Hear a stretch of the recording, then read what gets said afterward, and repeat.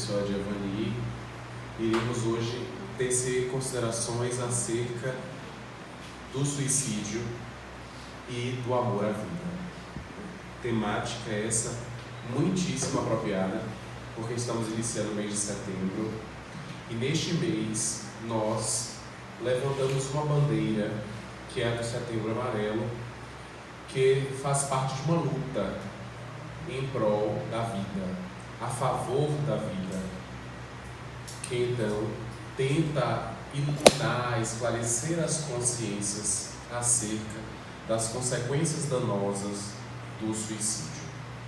Dito isso, que o Senhor seja conosco, clarifique as nossas consciências e que seu amor seja abundante em nossos corações hoje e sempre.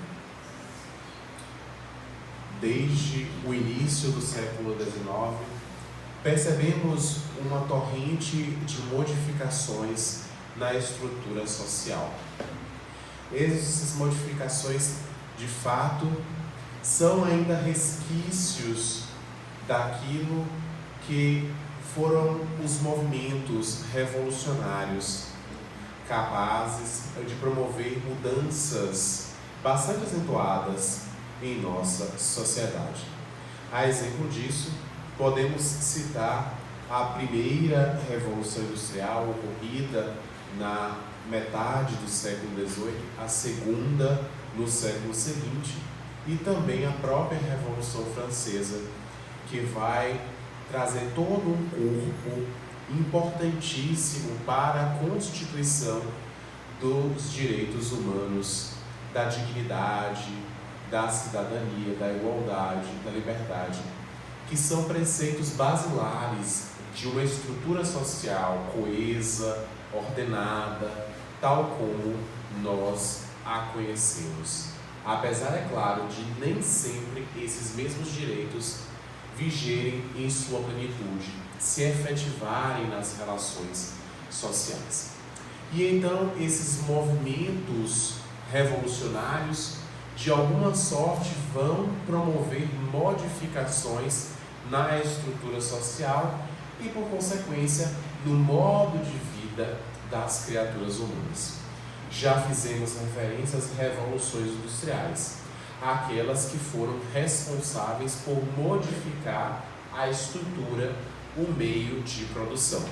Se antigamente a criação estava circunscrita a pequenas oficinas, ao conhecimento de poucos artesãos, agora nós podemos então perceber que a produção passaria a não ter mais um caráter exclusivista. O homem agora poderia produzir em larga escala, atendendo a mercados inúmeros e, é claro, contribuindo para a geração cada vez maior de riquezas. E é claro que estas mudanças vão se imprimindo também no contexto de vida das criaturas, fazendo com que elas, de alguma sorte, absorvessem e se entregassem, então, a transformações que seriam muito significativas. Na primeira metade do século XX, um dos filósofos vai, então, investigar esta problemática estabelecida em torno dessas mudanças humanas, por força dessas revoluções. O filósofo francês Albert Camus vai escrever obras, mas uma delas vai ser importante para a nossa compreensão de hoje, para então estruturar as reflexões em torno do tema do suicídio. Obra essa que ele escreve em 1942, sob o título O Mito de Sísifo. Sísifo foi um herói na mitologia grega, um homem que, condenado pelos deuses, deveria todos os dias levar uma pedra gigantesca até o topo da montanha. Ocorre que, antes de chegar, de alcançar o objetivo, de alcançar o cume da montanha, essa pedra rolava novamente e ele então deveria reiniciar sempre esse mesmo movimento. Tentar conduzir a pedra acima, a pedra rolava e então ele recomeçava. Isso diariamente. essa perturbação, esse conteúdo de penitência, de punição, que lhe fora então aplicado por força da divindade. E então Albert Camus vai recortando esse mito, essa alegoria grega, fazer uma análise com relação à temática do suicídio. Segundo Camus, o grande e fundamental problema da filosofia é o suicídio, porque tudo deve girar em torno da questão de que se vale ou não a pena a vida ser vivida. Será que efetivamente devemos viver? Será que há uma alternativa à vida absurda, à vida ordinária? Será que morrer de maneira precoce, lançando-se ao suicídio, não seria uma forma de abreviar os sofrimentos, as dificuldades? E então, em torno dessas considerações, Camus vai então trazer ponderações sobre o próprio suicídio. E então vai se utilizar de um mito dessa alegoria, que é uma forma social e culturalmente conhecida para então transmitir conhecimentos. Jesus, a seu turno, à sua época, utilizou-se de parábolas para falar às massas, para fazer com que os conteúdos de natureza transcendente pudessem chegar àqueles ouvidos mais simples, mais vinculados a uma economia de subsistência, indivíduos pobres, muitos deles analfabetos, para que eles pudessem, de alguma sorte, alcançar a verdade celeste. Verdade essa que podia ser repassada aos discípulos de uma maneira mais profunda, mais expressiva, como ele mesmo explicara também à sua época. Então, os gregos, absorvendo essa forma de linguagem, vão se utilizar dos mitos, dessas alegorias, para a construção, para o repasse de informações dessa própria história humana, dessa capacidade criativa, imagética, que, de certa forma, marca a história, a identidade do próprio homem. Razão pela qual somos conhecidos como os animais, ou seres mais elevados, quando se faz uma análise à luz da biologia, principalmente no recorte zoológico. Somos os únicos animais capazes de modificar o ambiente para que ele então possa nos satisfazer, possa se adaptar às nossas conveniências, algo que não é plenamente alcançado pelas outras espécies. Então, os outros animais lutam para viver naquele determinado ambiente, e se isso não ocorre, muitas vezes eles são extintos. Com o homem, isso se modifica. Capaz então de modificar planícies desérticas, convertendo-as em pomares de laranja, a exemplo do que já acontece em muitos países da Arábia. Ou então fazer que a água salgada, através de um processo de dessalinização, se torne água potável, água doce, água própria para o consumo. E esses são exemplos que vão compor a pauta e que vão marcar essa própria história da humanidade, entendendo-a como essa grande evolução em escala biológica. Portanto, nesse sentido, Camus vai então escrever a obra para tecer essas considerações acerca de o suicídio. E, primeiramente, ele então estabelece que há um conteúdo absurdo em nosso contexto cotidiano, que por vezes estamos mergulhados em algo bastante ordinário, que despertamos, que nos banhamos, nos alimentamos, trabalhamos, retornamos aos nossos lares, nos alimentamos, nos banhamos, para então dormirmos. Isso todos os dias, a semelhança de Sísifo. E então, por vezes, essa vida mais ordinária, esse contexto mais absurdo, faz que o homem acredite que a sua própria existência é inútil. sem esperança, fazendo que a cada dia perca uma determinada cota de valor. A sua autoestima vai então caindo, fazendo com que ideias loucas passem a habitar o seu próprio conteúdo consciencial. E a partir de então, esse homem vai se aproximando das fronteiras do suicídio. Dessas fronteiras que são muito perigosas, como vai expor o próprio especialista, o próprio pensador e filósofo Albert Camus. Nesse sentido, vamos perceber então que ele vai sugerir que esse contexto cotidiano, que essa vida enfadonha é a mesma que encaminha a criatura aos desvãos do suicídio. Algo que, mais tarde, a veneranda Joana de Ângeles vai abordar na obra da série psicológica, mais particularmente em O Homem Integral. Quando então vai fazer uma análise acerca dos fatores de perturbação da vida humana. E um desses fatores é a própria rotina. Para deixar claro que, todas as vezes que então deixamos de lado a nossa significação, os postulados de vida mais expressivos, e então nos entregamos ao automatismo, a algo demasiadamente rotineiro, nós também limitamos as nossas próprias possibilidades de crescimento. Tudo aquilo que nós observamos na forma de transformações expressivas, a conquista da vacina, do soro, das técnicas médicas mais avançadas, a evolução do direito a partir das revoluções e tantas outras modificações nas áreas do conhecimento e da arte só se processaram porque em determinado momento alguns indivíduos se conformaram com uma determinada realidade, com um determinado ambiente, com algo que era repassado, reproduzido, mas sequer reflexionado. Assim surge, mais particularmente, a própria filosofia, a partir de indivíduos que então vão questionar o senso comum.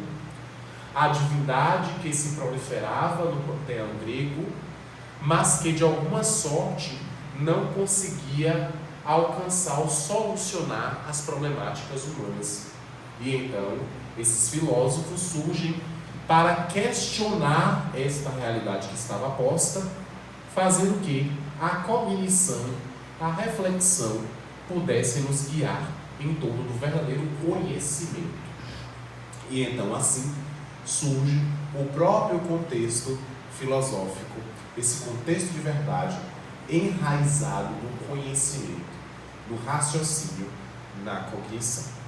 Portanto, esta vida absurda, rotineira, seria a mesma responsável por também fazer com que os homens perdessem o sentido mais profundo da existência, encaminhando-se para muitas problemáticas de natureza psíquica, que são fraturas internas, que fazem parte de conteúdos que não são muito bem elaborados pela própria criatura e que mais tarde desaguam na forma de neuroses, de psicoses, de transtornos, de traumas, de complexos. Não por acaso, Allan Kardec, na obra O Evangelho segundo o Espiritismo, ao fazer uma análise acerca das bem-aventuranças do seu capítulo 5º, e mais precisamente Bem-aventurados os aflitos, vai fazer consideração ao suicídio e à loucura. Lembremos que a obra da codificação vai ser escrita na segunda metade do século XIX. E os conhecimentos psicológicos não estavam completamente radicados, não estavam completamente registrados nos anais da medicina. E então, diversas problemáticas eram enquadradas na forma da loucura. Então, se o indivíduo tinha uma baixa autoestima, uma incapacidade de relação social, distúrbios de natureza mental ou qualquer tipo de transtorno, era então considerado ou tido como anormal, como louco. E então a loucura seria esse vocábulo, esse diagnóstico generalizado que a sociedade estabelecera para diagnosticar aqueles que não se enquadravam nos padrões socialmente estabelecidos, socialmente conhecidos. E por isso, então, Kardec utiliza o suicídio e a loucura, para nos fazer entender, então, que esses problemas, essas fraturas internas, aquilo que socialmente estava estabelecido como uma loucura, era, na verdade, um inconformismo, um descontentamento da criatura para consigo mesma. É claro que, no bojo da loucura, estavam também problemáticas de ordem mental, muitas delas irreversíveis, de natureza congênita, que eram repassadas hereditariamente dos pais para os filhos. E então, nesse caso, faziam parte de problemáticas de ordem genética, a exemplo do que abarca a lei de hereditariedade estabelecida por Gregor Mendel. Mas outras problemáticas eram aquelas que se encontravam radicadas no próprio convívio social. A incapacidade das criaturas de se perceberem, de se relacionarem uns com os outros, de então terem baixa autoestima, de não terem amor próprio, fariam com que elas então se distanciassem do conteúdo social, consideradas loucas, e mais tarde muitas delas se utilizavam do suicídio como uma forma de extirpar os sofrimentos, de se retirar daquele contexto mais amargo, mais excruciante, para então se entregar a algo que pudesse dar prazer, algo que pudesse de alguma sorte aliviar os próprios sofrimentos, as próprias amarguras.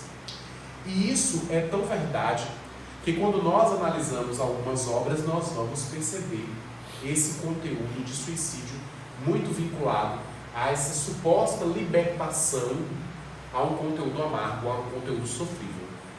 Quando nós percebemos Romeu e Julieta em Shakespeare, vamos ter essa noção. Quando então uma das protagonistas, por acreditar que o outro estava morto, ingere veneno para então de alguma sorte encontrá-lo mais tarde, para afastar o fantasma da saudade e então desfrutar-se com um conteúdo de delícias que talvez pudesse se abrir, se descortinar logo do porvir. E então muitos romances, de alguma sorte, esse gênero literário foi utilizado para romancear o próprio conteúdo em torno do suicídio. Vamos perceber isso também em Ana Karenina, de Tolstói, que mais tarde vai declarar a Ivone Pereira que será sua médium no Brasil em determinado instante, e então vai se utilizar da médium para, de alguma sorte, reparar os danos que houvera causado a outras tantas jovens, porque não nos esqueçamos, o livro é também uma forma de influência, e muitas consciências frágeis, fracas, foram influenciadas por esse romance escrito muito antes. E então, agora ele passaria a se dedicar na espiritualidade para fazer que o apelo à vida fosse uma luta mais digna e não o suicídio, como ele houvera utilizado em outra obra.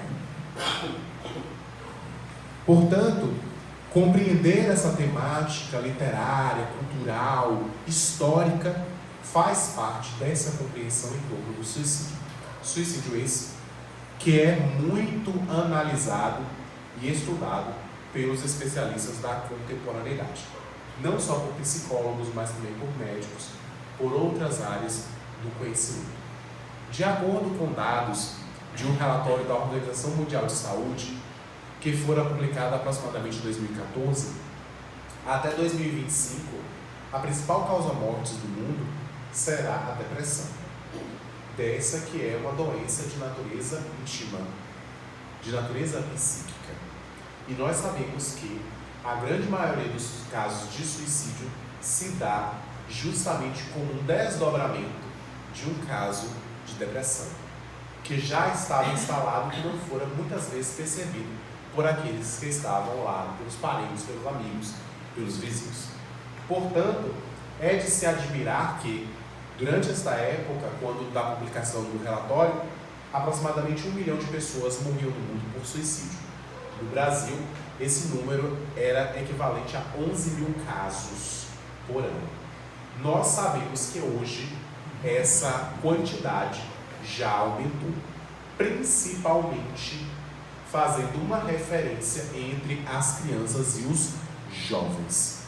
Para se ter uma ideia, durante algum período muito recente na história, nós nos defrontamos inclusive com meios digitais para fazer que alguns adolescentes, então desafiados, pudessem ao final alcançar a fronteira do suicídio, abreviando a própria vida. Para nos fazer entender esse conteúdo de alienação que ainda está sobrenadando no contexto social, que faz parte de um conteúdo irracional, inconsciente, acerca da própria existência. Porque na mesma obra, O Homem Integral, Joana de Ângeles estabelece que a resignação, a fé, a esperança são dispositivos capazes de fazer que o indivíduo supere a própria condição rotineira, cotidiana da existência. Albert Camus também faz essa referência, dizendo que a importância da vida está na sua significação, estabelecendo, portanto, os liames importantes para que o indivíduo possa, de alguma sorte, se superar. E, se superando, vencer essa grande batalha em prol da vida, a favor desse empreendimento mais digno, que é a própria existência. E então, todo o conteúdo de civilização só será notório, só será expressivo para nós, será efetivo se nós o colocarmos em prol do nosso próprio benefício, em prol do aprimoramento contínuo das criaturas que somos todos nós.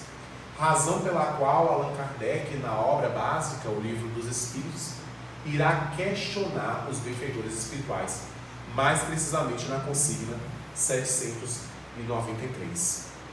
Que sinais ou que indícios dá a civilização do seu adiantamento? E então as vozes angélicas dirão que o adiantamento da civilização é marcado pela história do próprio desenvolvimento da moralidade. Que apesar de nós acreditarmos que somos avançados por força das invenções, das criações que têm composto a nossa própria história, que de alguma sorte nos diferem dos selvagens, porque podemos nos vestir e nos alojar de melhor maneira, o fato é que nenhuma civilização terá alcançado o pleno êxito se não desenvolver a própria moralidade. E que nós estaríamos, portanto, no primeiro degrau, na primeira fase de civilização. Todo o conhecimento técnico, científico, de até então fez que nós sejamos considerados os animais mais progressistas, mais evoluídos, cuja vida pode ser a mais confortável possível. Porém, ainda observamos um conteúdo de miséria, de pobreza, de hediondez, de violência e até mesmo do suicídio como marcas desse tempo, que é muito paradoxal. Porque apesar dos avanços, nós ainda não conseguimos equacionar questões básicas da própria existência humana, razão pela qual o suicídio tem sido utilizado como um mecanismo através do qual o homem pode fugir à própria realidade para então, de alguma sorte, aliviar os sofrimentos. Algo que nós espíritas sabemos não acontecer por força desse caráter contínuo da própria existência. André Luiz, a seu turno na obra Nosso Lar, nessa série A Vida Continua, a vida no mundo espiritual, irá mencionar acerca desse suicídio indireto. Porque por vezes nós acreditamos que o suicídio seja o ato de uma única vez, de um único golpe. Mas em verdade, muitos de nós já está se suicidando e não está se dando conta. O hábito da drogadição, da bebedeira, dos conteúdos perniciosos fazem que nós abreviemos a nossa própria existência. Reduzamos o nosso planejamento reencarnatório por força da imprevidência de que nos utilizamos na vida cotidiana. E então, nos suicidamos a pouco e pouco. Estamos nos aproximando do desencarne sem que haja uma sequer consciência desse próprio processo. E, portanto, esse suicídio também será aquele responsabilizado pela própria criatura, como fora pelo próprio André Luiz, para então nos alertar acerca desse caráter que vai se gotejando em nossa vida e que, de alguma sorte, também imporá à nossa consciência a necessidade de reparação, de expiação, de arrependimento, que são um processo constitutivo para a redenção do Espírito. Portanto, nós poderemos nos melhorar, mas para isso é necessário que nós queiramos.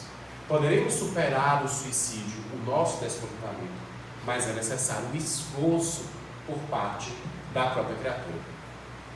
Avançando na obra, na consigna 909, Kardec irá perguntar os bons espíritos: pode o homem, pelas suas próprias capacidades, pelos seus próprios esforços, superar as suas más inclinações? E os espíritos nobres responderam: sim, e às vezes com pouco esforço, o que pode parecer paradoxal.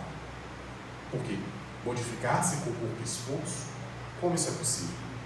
E então os espíritos continuam: o que vos falta é a vontade. A quão são poucos os que dentre vós se esforçam. Portanto, é necessário que haja um esforço em torno da própria superação das dificuldades. Existem meios inúmeros, inclusive, de que se pode utilizar a casa espírita para auxiliar nesse processo. A exemplo da terapia desobsessiva, fluidoterápica, do socorro espiritual, das doutrinárias como essas que esclarecem, dos grupos de estudo que vão também fazer o que a criatura vá cimentando os conhecimentos a pouco a pouco.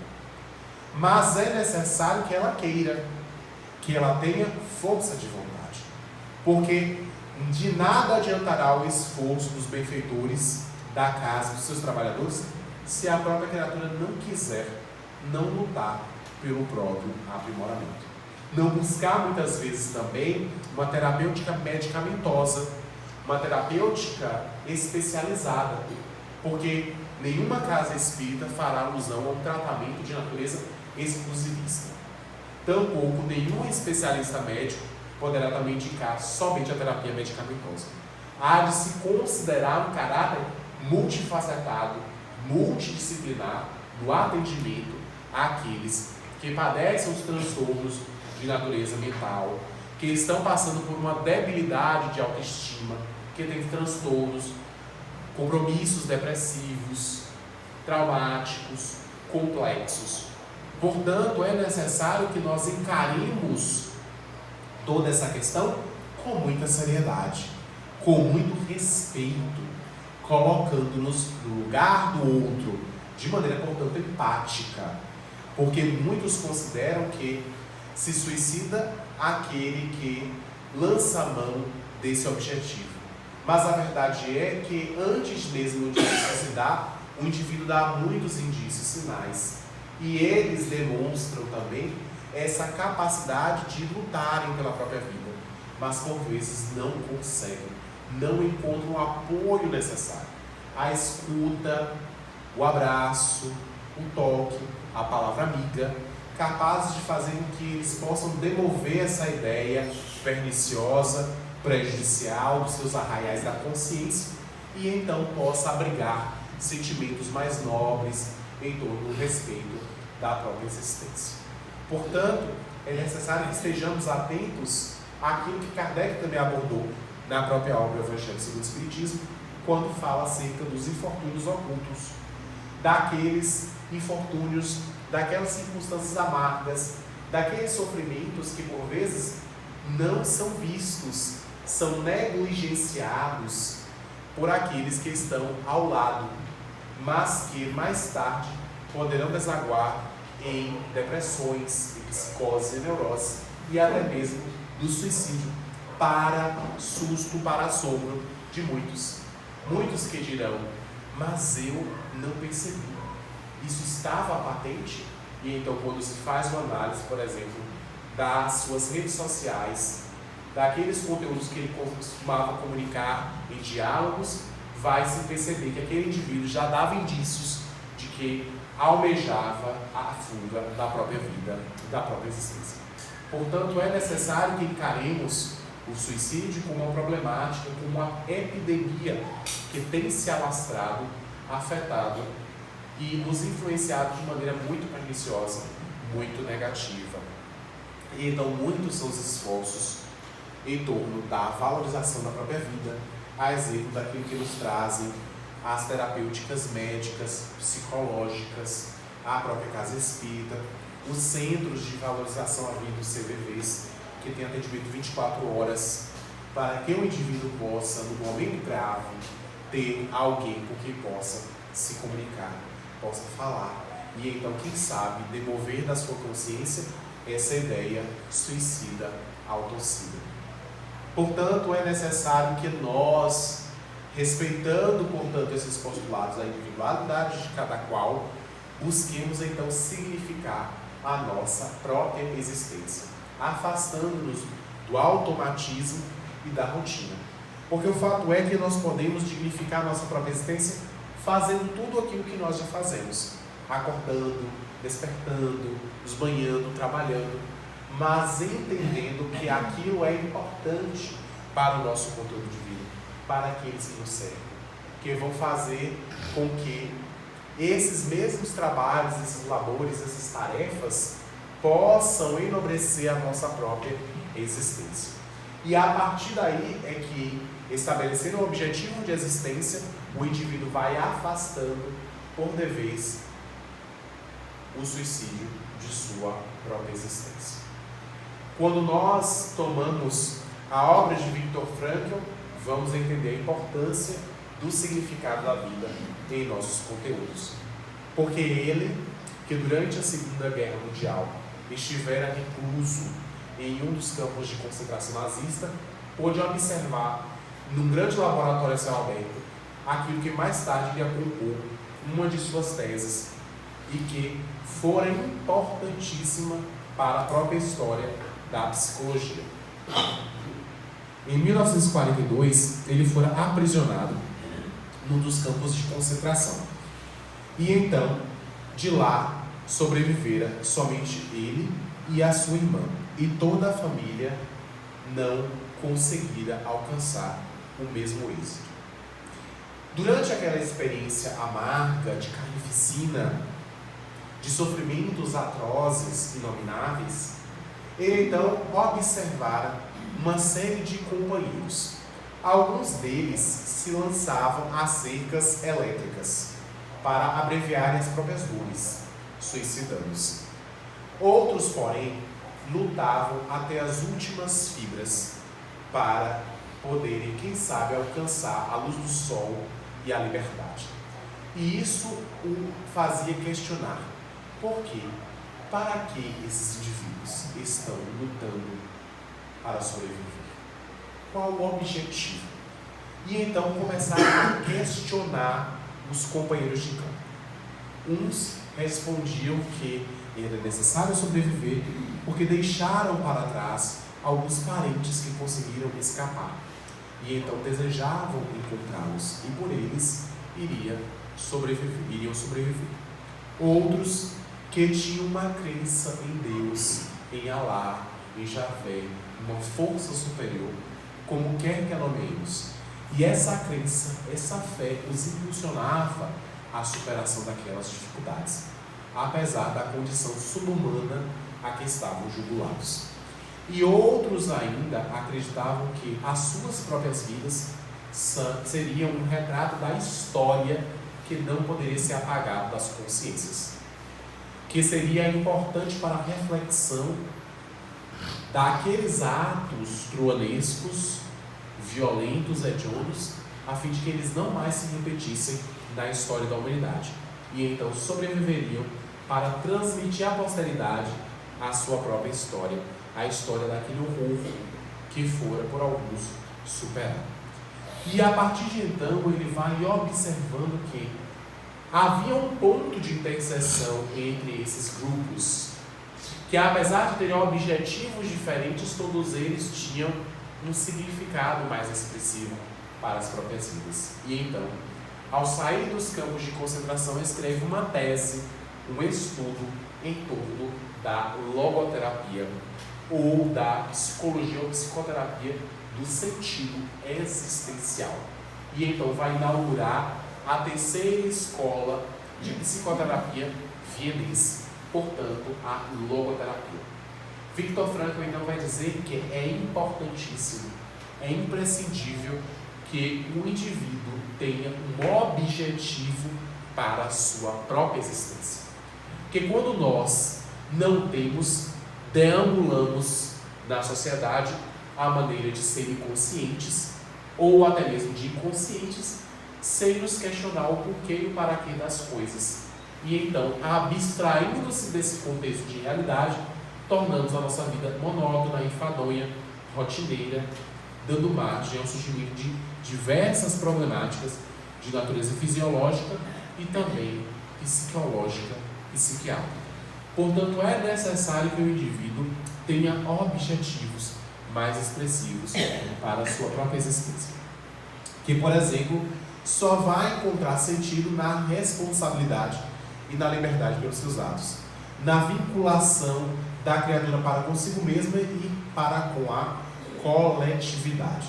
E ele dá um exemplo.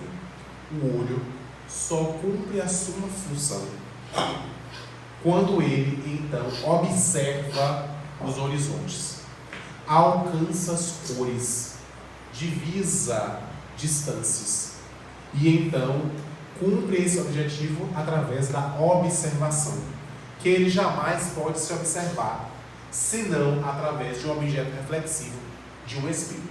Nenhum de nós pode olhar o nosso próprio olho, senão através de um espelho. Podemos olhar horizontes, outros olhares, mas o nosso não poderemos. Assim também Viktor Frankl acredita a vida humana, que só é possível dignificar cada vida se nós então lutarmos para encontrarmos o nosso objetivo existencial e também contribuirmos para que os outros também alcancem esse mesmo objetivo. Que nós nos melhoremos, mas sem deixar de lado aqueles que estão ao nosso lado.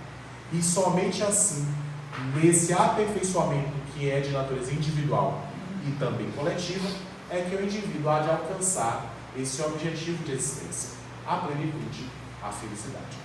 Portanto, daí já temos uma noção da importância da superação desses conteúdos a partir da própria criatura, dessa vontade que é imanente a cada um de nós, porque nós temos um livre-arbítrio. Nenhum de nós pode alegar ser uma marionete da espiritualidade. Temos um planejamento reencarnatório, mas nós poderemos seguir caminhos diferentes. A exemplo do que acontece nos educandários, na escola, na faculdade. Todos nós, no início do ano, temos um planejamento, um ementa. Mas a forma como cada um vai executar difere de acordo com o grau de consciência ou com a posição de cada qual. Alguns vão aprender de maneira mais auditiva, outros de maneira escrita, outros através da repetição. Todos eles podem alcançar o objetivo e enriquecer o caldo de cultura no qual estão mergulhados. Mas esses modos são os mais diversos possíveis e, de acordo com as escolhas, podemos modificar o nosso próprio conhecimento, o nosso próprio planejamento reencarnatório. Portanto, não há determinismos, não somos, portanto, vítimas da espiritualidade.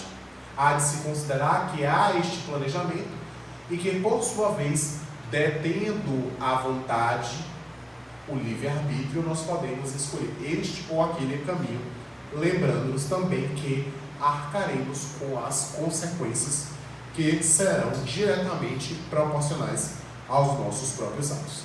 Portanto, a partir desta compreensão é que nós vamos, a pouco e pouco, dignificando a nossa própria existência e entendendo a importância desse objetivo, desse significado mais expressivo, para nos afastar do concurso de absurdidade, desse concurso rotineiro, cotidiano, automatista, mesmista, para fazer então que a criatura se supere, vença as suas próprias más inclinações e tendências.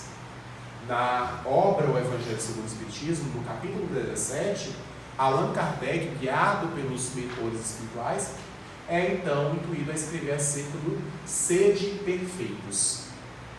E então, o espírita, que em sua acepção também é o cristão, será reconhecido pelos esforços que empreender para superar as suas más tendências e as suas más inclinações.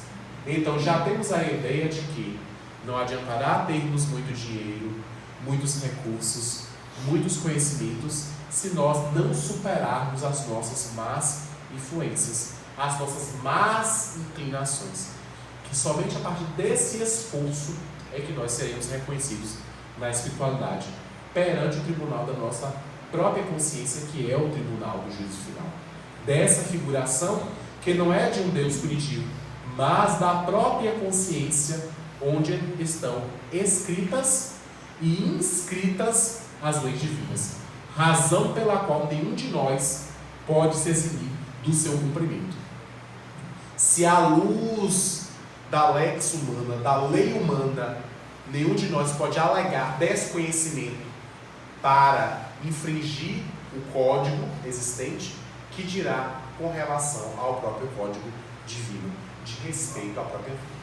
Portanto, é nesse caldo de cultura, de conhecimento, que emerge a importância de, então, relativizarmos o conteúdo de sofrimento, entendendo que há um aprendizado em torno das questões da própria vida, que somente assim poderemos dignificá-la, enobrecê-la, superando as nossas más tendências, superando-se. E então, a partir desta autossuperação, a criatura há de afastar esses transtornos mais graves, principalmente aqueles enraizados no próprio suicídio, que, como sabemos, revela esta fuga psicológica imatura, inconsciente, infantil. Porque tudo aquilo que não podemos vivenciar na Terra, ou que fazia parte do nosso conteúdo de sofrimento, mais tarde nós também o encontraremos na erraticidade. A vida é, portanto, esse condão contínuo. E os sofrimentos que nós experimentamos na Terra, se nós tentarmos superá-los através do suicídio, nós os encontraremos mais tarde de maneira muito mais acentuada, mais acelvajada. Porque, na verdade, não utilizamos aquilo que estava à nossa disposição para a superação das dificuldades. E então, todos esses conteúdos farão parte da nossa própria existência. Nossa vida é, portanto, esse condão contínuo. Não há, portanto, de se considerar na morte uma santificação, uma demonização, mas tão somente esse caráter de continuidade da existência. Isso superar é defrontar-se com esta realidade que se esclarece, que se vai agigantando a cada dia. Lembremos de Jesus, quando nos disse: buscai o reino de Deus e a sua justiça, e tudo mais vos será acrescentado, para que então possamos enobrecer a nossa existência, buscando o sentido real para as nossas vidas. E dessa forma, iremos então enobrecer a nossa própria existência a cada dia. Pedimos desculpas, porque realmente nossa voz não está contribuindo, mas essas são considerações poucas acerca desse suicídio, que é uma fuga psicológica, e da tentativa então de superarmos amando a nossa própria existência. Que o Senhor seja conosco e clarifique as nossas consciências hoje e por todo sempre.